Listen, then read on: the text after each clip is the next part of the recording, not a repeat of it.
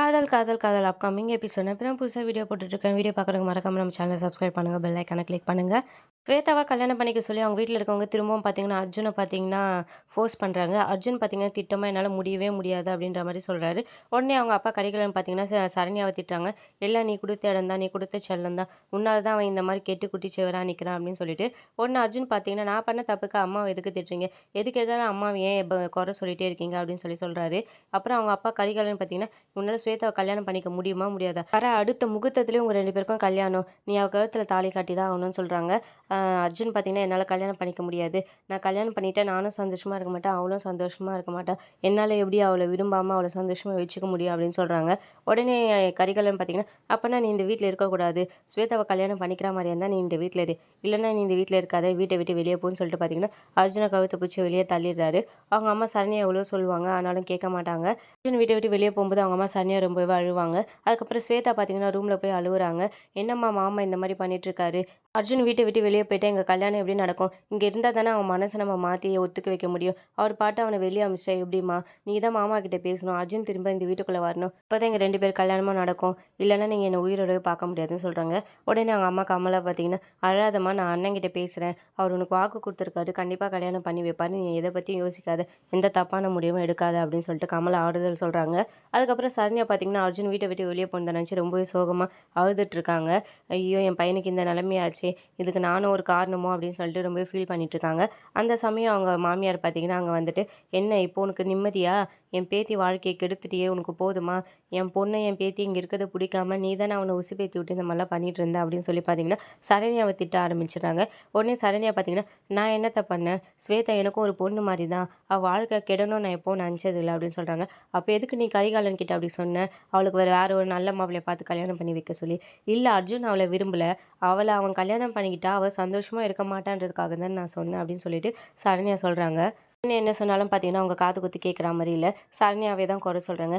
நீங்கள் இங்கே என்ன ஒரு மருமக மாதிரி நடத்துகிறீங்க, இங்கே என்ன ஒரு வேலைக்காரி மாதிரி தான் நடத்துகிறீங்க, நீங்கள் நில்லுனா நிற்கணும், உட்காருனா உட்காரணும் அப்படின்னு சொல்லிட்டு சரண்யா பார்த்தீங்கன்னா அவங்களோட ஆதங்கத்தெல்லாம் கொட்டுறாங்க. இது வரைக்கும் என்னோட தேவைகளுக்காக உங்ககிட்டயும் உங்கள் பையன்கிட்டயும் நான் கையை வந்து நின்று இருக்கேனா, என்னோட சொந்த உழைப்பில் தான் நான் முன்னேறி இருக்கேன், என்னோட சொந்த உழைப்பில் தான் நான் எல்லாத்தையுமே வாங்கியிருக்கேன்.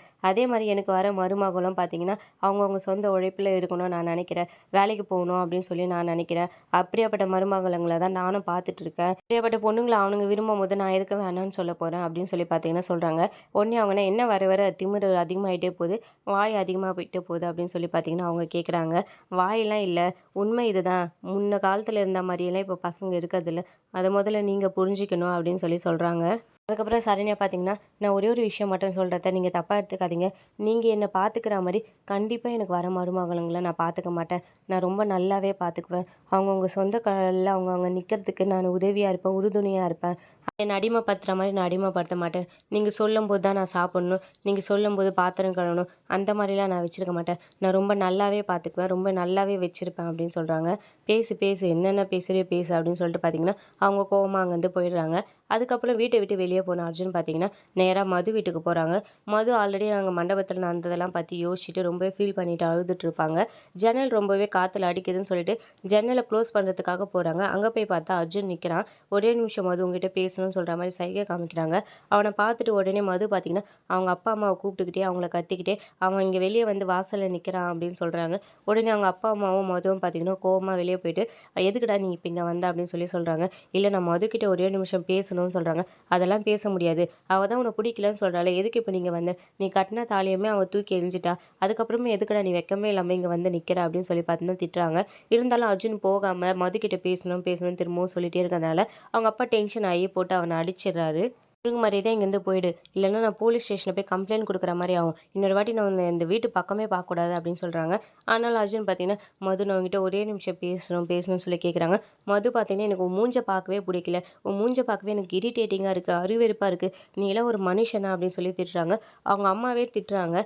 எதுக்குடா நீ என் பொண்ணு கழுத்தில் தாலியை கட்டி அவள் வாழ்க்கை எப்படி பாழாக்குன, விருப்பம் இல்லாத ஒரு பொண்ணு கழுத்தில் யாராவது தாலி கட்டுவாங்களா, எதுக்குடா இந்த மாதிரி பண்ண, ஒழுங்கு மரியாதையாக போயிடு, அவள் இருக்க பக்கமே நீ இதுக்கப்புறம் வரக்கூடாதுன்னு அவங்களும் சொல்கிறாங்க. ஆனாலும் அர்ஜுன் போமாட்றாங்க. அதுக்கப்புறம் அவங்க அப்பா டென்ஷன் ஆகி பார்த்தீங்கன்னா, அர்ஜுன அடிச்சு புடிச்சு தள்ளி விட்டுர்றாரு. அந்த சமயம் கரிகாலனோட ஃப்ரெண்டு பார்த்தீங்கன்னா, கார்ல போயிட்டுருக்காரு.